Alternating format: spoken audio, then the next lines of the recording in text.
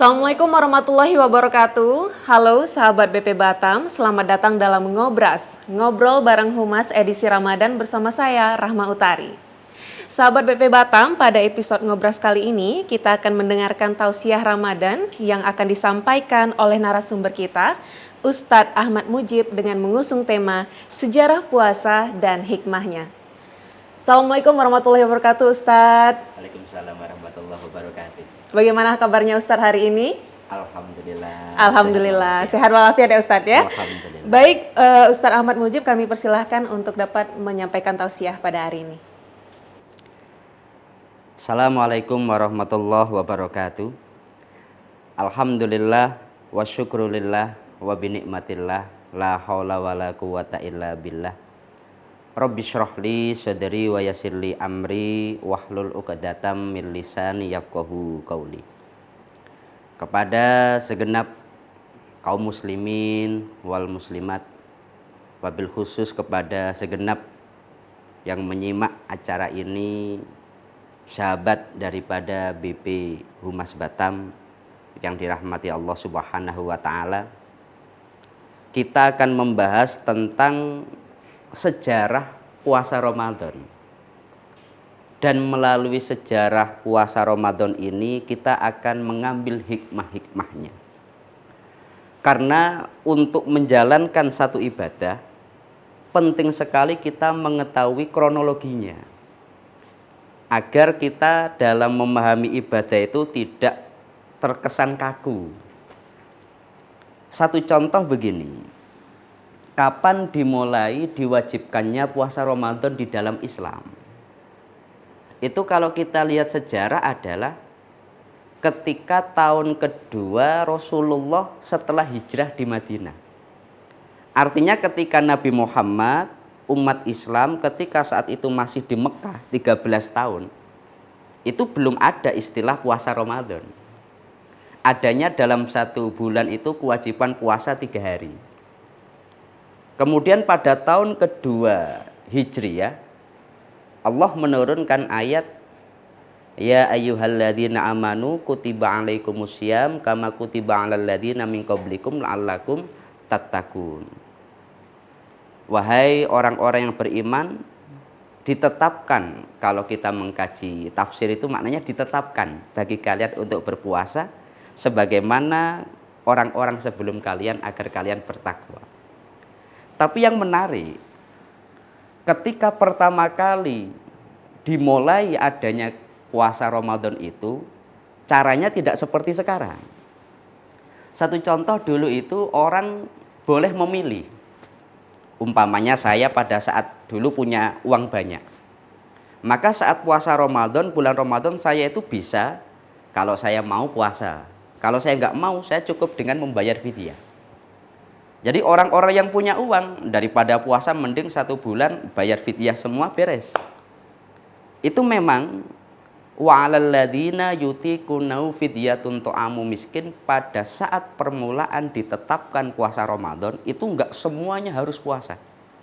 Tapi orang yang mau wajib puasa, orang yang dia dengan cara membayar fidyah sekadar harga daripada makanan pokok 7 on atau 1 mud, nah itu dia boleh, tinggal dikalkulasi saja.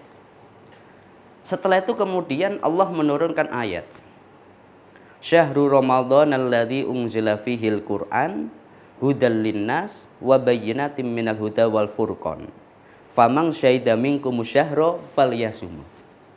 Di bulan Ramadan Allah menurunkan Al-Qur'an. Dan Al-Quran itu menjadi petunjuk bagi manusia dan menjadi penjelas daripada petunjuk itu. Tapi dalam ayat itu disebutkan, bagi siapa yang menemui bulan Ramadan maka wajib puasa. Maka pada saat turun ayat inilah semua umat Islam yang kaya, yang miskin, yang sibuk, yang dia katakanlah nggak begitu banyak pekerjaan, wajib untuk puasa. Tapi dulu caranya juga masih belum seperti kita. Satu contoh begini, ada satu sejarah luar biasa itu para sahabat pada awal-awal ketika ini diwajibkan, orang kalau sudah masuk maghrib, kemudian dia kok tidur, meskipun bangun jam 8, bangun jam 9, itu nggak boleh makan lagi, nggak boleh minum lagi, nggak boleh berkumpul dengan istri. Jadi pokoknya kalau sudah tidur nggak boleh makan lagi, nggak boleh minum lagi. Sampai ada banyak sahabat itu pingsan. Karena ketika datang maghrib, belum makan, belum minum, sudah ketiduran. Makanya setelah bangun nggak boleh makan lagi, nggak boleh minum lagi, sampai besok. Ketika Rasulullah mengerti, langsung oleh Nabi ya dibiarkan, karena aturannya seperti itu. Namanya sahabat Abu Sormah. Ya Abu Sormah, kenapa kamu sampai pingsan seperti ini? Tadi malam belum sempat berbuka, jadi bukan sahur. Belum sempat berbuka, belum sempat minum, sudah ketiduran Nabi. Oh ya memang seperti itu aturannya. Tapi akhirnya Allah menurunkan ayat bahwasanya uhilla lakum lailatas syami rafathu ila nisaikum, sampai lanjutan ayat itu wa kulu washrobu hatta yatabayyana lakumul khaitul abyadu minal khaitil aswadi minal fajr. Kamu sekarang makan, minum di malam puasa enggak apa-apa selama belum datangnya fajar. Maka ini akhirnya menjadi ketentuan puasa yang sampai ke kita. Tapi melalui sejarah itu kita tahu, awal-awal diberlakukannya puasa Ramadan itu tidak langsung seperti kita. Ada proses pembelajaran kepada para sahabat. Ada proses toleransi. Ada proses penyesuaian. Maka ini adalah satu hikmah yang harus kita ambil dalam kita menjalankan puasa Ramadan. Ketika orang membayangkan bahwasanya untuk menjalankan puasa Ramadan itu mulai subuh sampai maghrib kelihatannya berat. Tapi dengan adanya ketentuan, dengan adanya memahami sejarah pada masa Nabi, kita sebetulnya memiliki banyak ruang untuk toleransi. Oh Anda dalam keadaan seperti ini nggak puasa nggak apa-apa, karena Anda dalam keadaan udzur. Anda dalam keadaan seperti ini, oh Anda diperbolehkan tidak puasa. Maka menurut kami memahami sejarah tentang ibadah yang kita lakukan itu sangat penting, agar untuk menjalaninya kita bisa sepenuh hati dan kita juga bisa mengambil hikmah dalam apa yang kita lakukan. Nah ini mungkin menjadi penjelasan terkait dengan masalah sejarah puasa Ramadan dan hikmahnya. Seperti itu. Baik Ustadz, luar biasa. Dan tentunya sudah kami rangkum beberapa pertanyaan Ustadz dari sahabat Siap. PP Batam mengenai tema pada hari ini. Oh, ya. Untuk pertanyaan yang pertama, kenapa puasa Ramadan itu diisyaratkan selama 1 bulan penuh Ustadz? Jadi untuk kewajiban puasa Ramadan itu karena di dalam Al-Quran memang ditetapkan orang yang dia menemui puasa Ramadan, famang syahida minkumus syahro, ada kata syahro, falyasum. Orang yang dia menemui puasa Ramadan, maka dia itu wajib puasa di dalamnya. Nah ketika menemuinya itu dilihat dulu. Satu contoh, ada orang dia masuk Islam di pertengahan Ramadan. Maka pada saat itulah dia wajib puasa sampai selesai Ramadan. Lah kita kalau dari awal sudah Islam, sudah mampu, sudah berkewajiban, maka ya 1 bulan penuh itu menjadi ketentuan yang harus kita lakukan. Jadi kenapa? Itu karena memang aturan yang telah ditetapkan Allah, Tuhan kepada kita semua sebagai umat Islam. Seperti itu. Masya Allah Ustadz. Kemudian pertanyaan selanjutnya Ustadz, tentunya banyak sekali hal-hal yang bisa diteladani dari Rasulullah SAW mengenai pelaksanaan ibadah puasa. Nah kira-kira kebiasaan-kebiasaan seperti apa sih Ustadz yang dilakukan oleh Rasulullah selama bulan puasa yang bisa kita teladani? Rasulullah itu luar biasa ya. Yang bisa kita teladani daripada Rasulullah itu adalah paling utama 10 yang akhir. Rasulullah itu ketika masuk 10 yang akhir bulan Ramadan, maka Nabi akan membangunkan keluarganya. Artinya malam diajak untuk ibadah bersama-sama. Nabi juga wasyadda al-mi'zar, beliau itu mencincingkan lengan baju itu sebagai istilah siap dan sigap untuk ibadah. Artinya Rasulullah itu di bulan Ramadan beliau untuk ibadah sangat luar biasa semangat. Ketika Rasulullah katakanlah malam hari, maka beliau itu akan siap dan sigap untuk ibadah. Tapi tidak hanya beliau, Nabi juga mengajak keluarganya. Nah, ini perkara yang sangat penting untuk kita pahami. Nabi tidak hanya menjadi orang yang soleh secara pribadi, tapi beliau juga mengajak keluarganya untuk bersama-sama bersujud beribadah kepada Allah.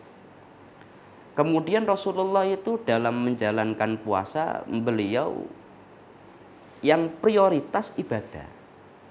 Kalau sekarang banyak orang itu menganggap puasa itu sebagai pergantian jam makan. Itu yang Diubah jam makannya ya Ustaz ya. hanya merubah jam makan. Kalau Nabi itu tidak. Nabi itu menganggap bahwasanya puasa Ramadan adalah bulan untuk ibadah. Oleh sebab itu yang menjadi tujuan utama bagaimana orang dalam bulan Ramadan itu ibadah secara maksimal. Nabi mengajarkan pada saat bulan Ramadan itu untuk membaca Al-Quran. Nabi dengan malaikat Jibril itu pokoknya punya kegiatan mulai awal sampai beliau wafat itu. Kalau di bulan Ramadan itu saling menyimak. Malaikat Jibril membacakan Al-Quran dari awal sampai akhir, Nabi Muhammad menyimak. Kemudian berganti Nabi Muhammad menyampaikan Al-Quran, malaikat Jibril yang menyimak hafalan dan bacaan Nabi. Nah itu makanya kita di bulan Ramadan disunahkan untuk tadarus. Nah ini makanya hal-hal yang ada pada Rasulullah yang bisa kita contoh ketika di bulan Ramadan. Seperti itu. Berarti nggak cuman merubah jam makan, apalagi dijadiin ajang diet ya nih Ustaz ya.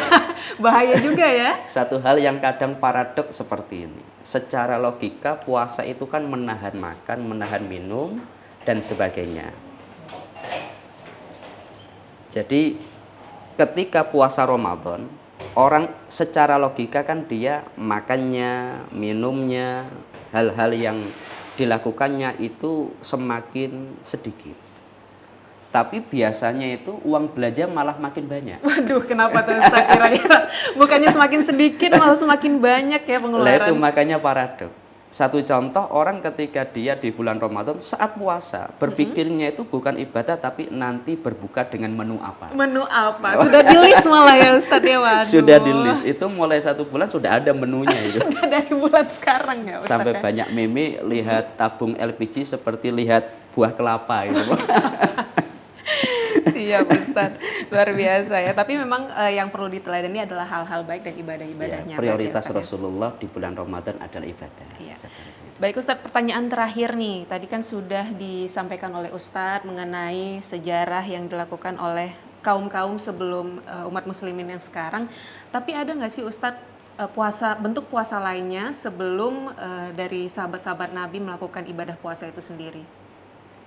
Jadi ulama itu sepakat karena berdasarkan Al-Quran, kama kutiba alal ladzina min qablikum, ditetapkan bagi kalian puasa seperti kaum sebelum kalian.